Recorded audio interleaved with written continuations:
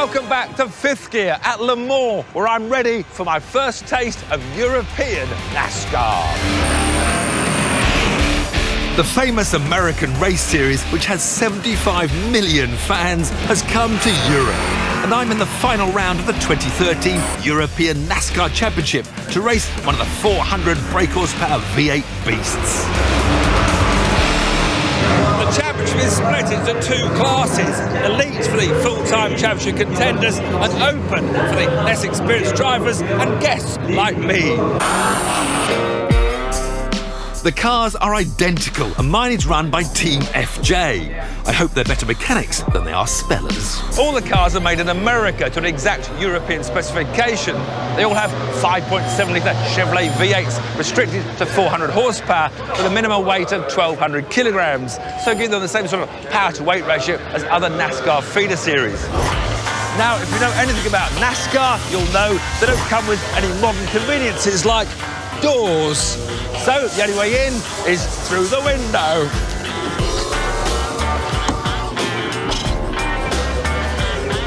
And that's not the easiest thing to do.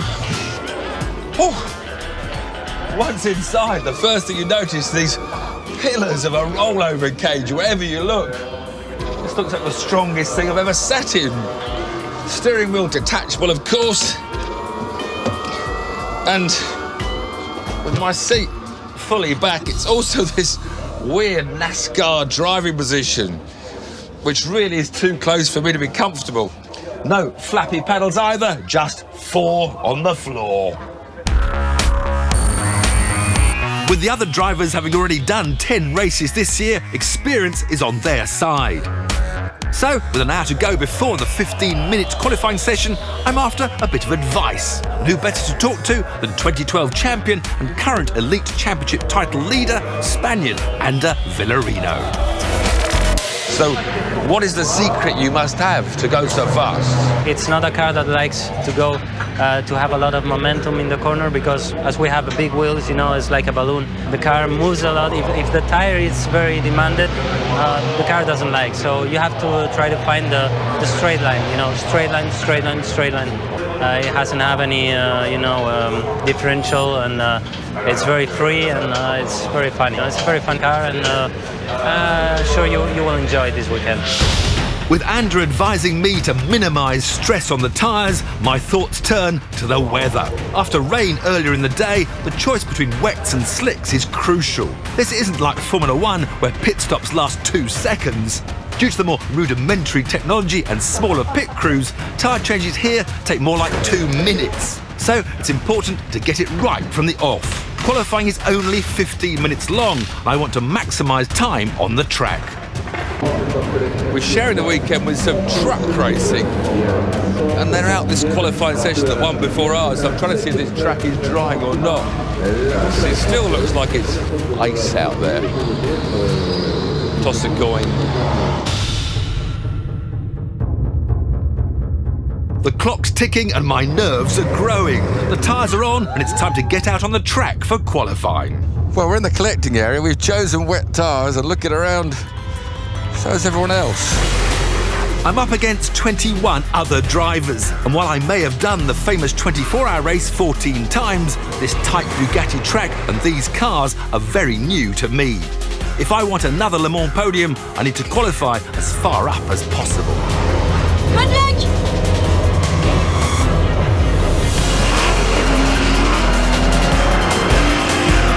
With no limited slip differential, these big NASCARs aren't best suited to tight corners. It's slippery. I can't believe the track looks dry, and yet it's as slippery as it comes.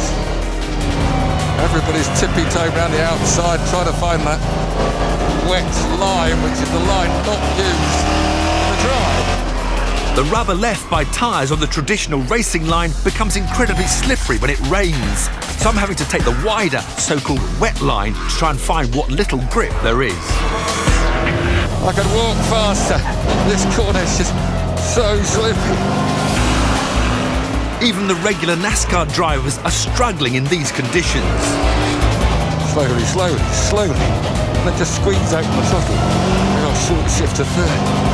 That's it. Too late to learn, see?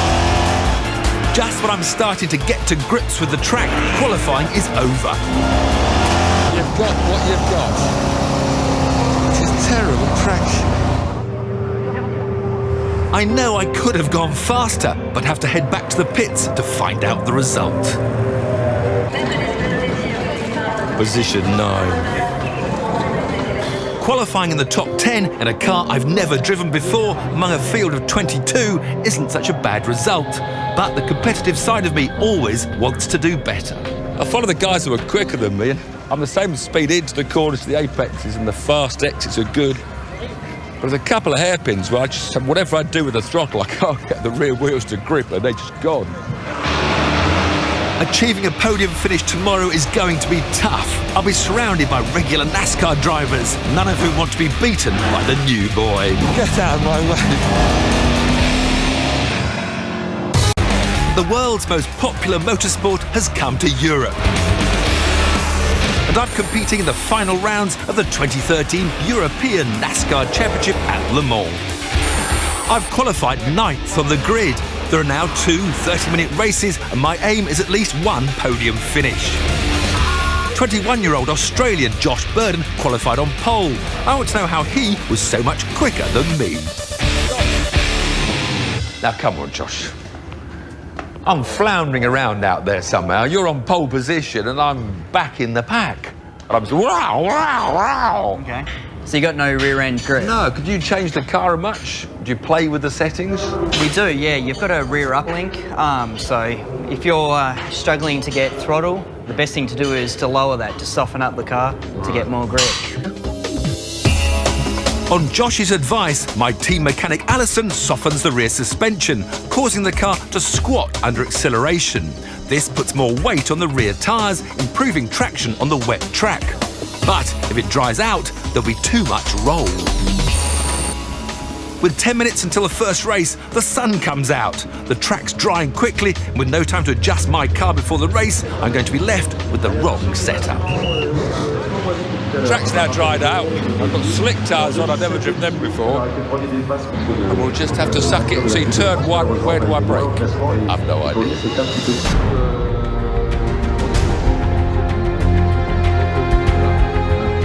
My finishing position for this race is also my starting position for the next one, so it's vital I gain some places.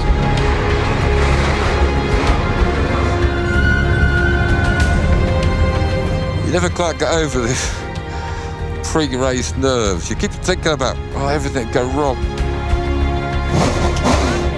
One formation lap to settle the nerves, then the race will begin with a rolling start. I'm never quite sure that rolling starts are a clever idea. You're all bunched up, bumper to bumper, and then you nail it. The 30-minute race begins.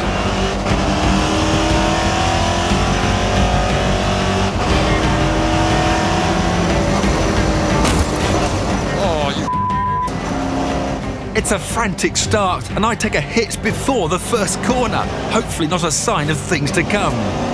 Despite the contact, I managed to pass 2 cars by the 4th turn, taking me into 7th position. NASCAR is supposed to be a non-contact sport, but the first lap is very physical, and no sooner am I out of one shunt...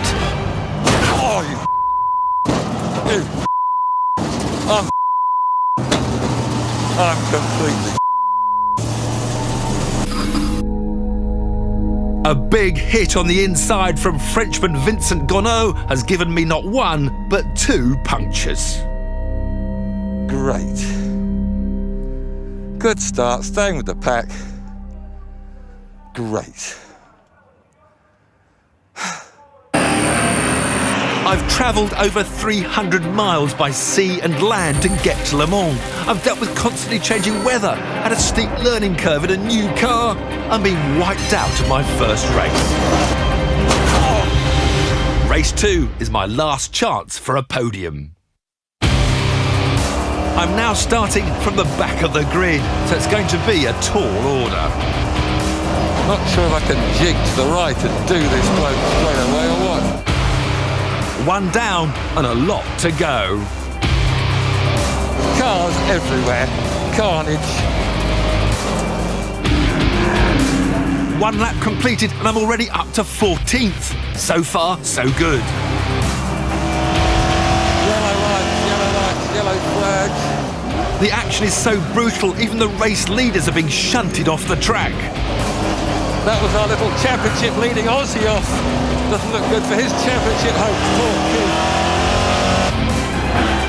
2 laps done, I'm 11th. My best overtake so far takes me to 9th in the middle of the 3rd lap.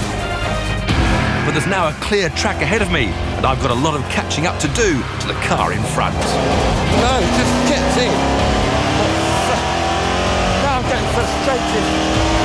I'm struggling to get the gap down, so try some different driving techniques. We're trying to suss out how to make this flipping thing faster. Okay, wide, go deep. Okay, turn, under. Oh, 2-1. That experiment nearly backfired big time. But my relatively cumbersome car doesn't react well. I can't catch anybody. And my experiments have allowed Frenchman Xavier Michel to close in on me. Oh, you completely utter. I've been hit from the rear, but thankfully this time it's the other driver that has the puncture. He's surely out of the race. Get out of my way, late-breaking idiot. But as I pass him, he has other ideas. Oh, you what is up with that car? I've now got yet another puncture, but I think it's the last lap, so I'm going to try and limp over the line. I've got to try and finish. I have to finish, at least. That's not the checkered flag yet. Where are we going to get lapped? With a shredded tyre, I'm forced to stop before I reach the checkered flag. Again. Now I am. I couldn't catch, so I was just trying to take it easy to get to the finish in my 9th. And in the middle of the hairpin, he just bangs me sideways. Oh. So I'm looking at him out the window, saying, but he punched his front right tyre. Next corner I come in, he's all wide because he's got a punctured tyre. We start the straight, and he just, bam, hit the rear. And then he sent me left into the wall, and then I got 2 bucks. Racing in the European version of an American institution has been frantic and frustrating. I haven't succeeded in my quest for a podium finish, and while that's partly down to my lack of experience with these unwieldy cars, I wasn't helped by my overly aggressive rivals. But despite my personal trials and tribulations, I can see that this Euro Nascar is a great formula. They are beastie cars to drive, and when I come back and get the knack of it, I'll sort them out.